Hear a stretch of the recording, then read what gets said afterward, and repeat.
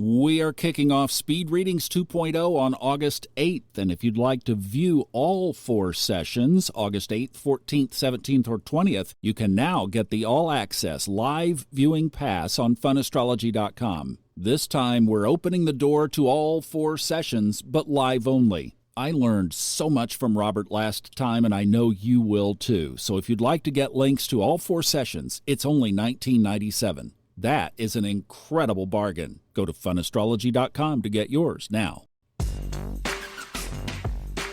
Welcome in to the TGI Friday edition of the Fun Astrology Podcast. It's July 26th. Thomas Miller, thank you so much for being here. We have a special guest today, mentioned it yesterday, because at 2 minutes before 10 this morning Eastern Time, Chiron at 23 degrees 22 minutes in Aries Stations Retrograde.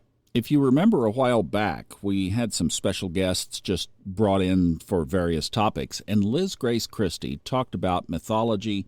She also talked about Mercury, which is retrograding here soon, as we talked about yesterday. And she has a wonderful flair for bringing in mythology to astrology. In fact, Lizz Grace, she is so special.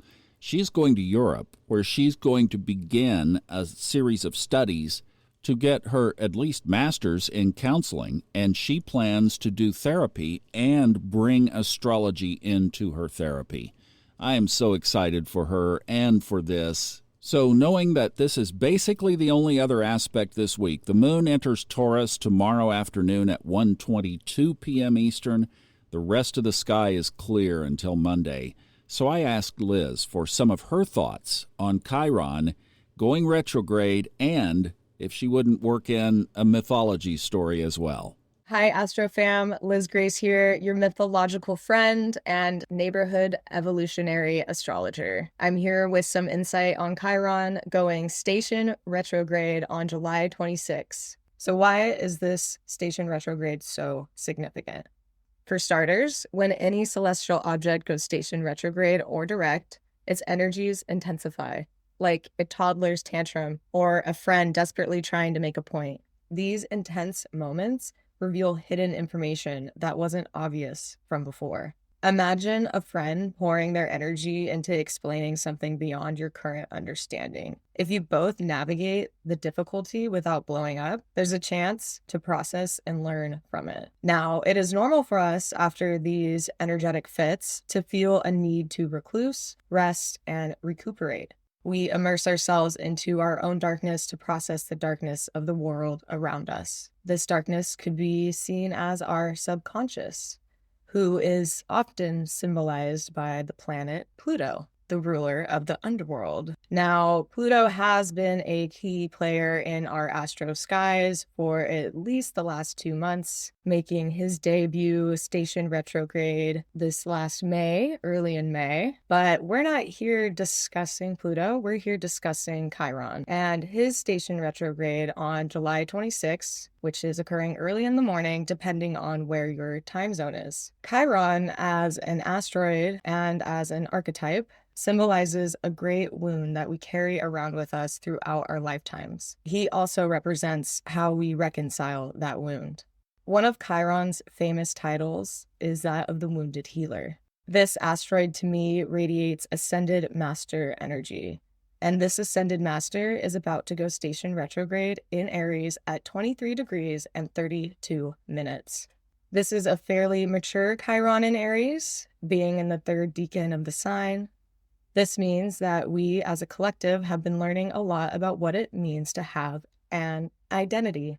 That is to say, what it means to exist and proclaim a name, along with the right to eat, breathe, and sleep. We have been finding our collective war cries, and that is despite our subjective opinions and geographic location in relation to the wars. We, as living, breathing individuals at this time, are all processing and experiencing some form of war. These themes of war do not seem to be planning a ceasefire anytime soon. And to add fuel to that fire, this Chiron is stationing retrograde right next to the goddess of discord herself, Eris. Eris is a trans-Neptunian asteroid. Her orbit around the sun is very slow, taking about 500 and some odd years to meet a full orbit. Being a very slow mover, Aries holds grudges for a long time. So the fact that Chiron, our wounded healer ascended master archetype, is about to cuddle up to Aries suggests confrontation, to say the least. We could say this confrontation is similar to the confrontation of your friend from earlier, who was trying so desperately to get you to see their side. Perhaps there will be negotiations that occur on a global scale, since Aries is the goddess of discord. But she is a goddess that fights on no side. She is there for the sake of war itself. She, to me, is the Western version of Mama Kali. She will destroy every last demon until her own undoing. In the story of Kali, and I'm going to keep it short for the sake of this podcast, she goes mad with bloodlust after endlessly devouring a regenerating demon that regenerates by the drop of blood on soil. Her frenzy consumes everything in sight until her divine counterpart, Shiva, intervenes by resting at her feet. His surrender helps Kali regain her sanity and her sight. This beautifully parallels Chiron Station Retrograde, where Chiron, like Shiva, comes down to rest at the feet of Aries, symbolizing potential healing amid chaos. I think, despite all the difficulties that have been manifesting on a physical level here on Earth, there is a lot of healing to come. That is, as long as we take the due diligence as a collective and as an individual to take time to process and reflect on how this past year has been for us. Like how this past year has really, really been for us. Re words are so helpful during these energetically retrospective times known as retrogrades. So that's it, y'all. That's all I got. Please, remember to be patient, slow, and forgiving to yourself and others. We are all on a massive journey right now, and we all deserve the space to process and rediscover who we are on a higher timeline. Thank you for listening to me. I hope that it helps during the weeks to come. Thanks again. This is Lizz Grace, sending you all so much love. You know, this theme of spreading love is growing, and I love it. Great job, Liz. Hope you enjoyed that. Thank you for contributing to our show. We appreciate it, and safe travels in Europe. Have a great weekend. I'll see you back on Monday. Love you. Bye-bye.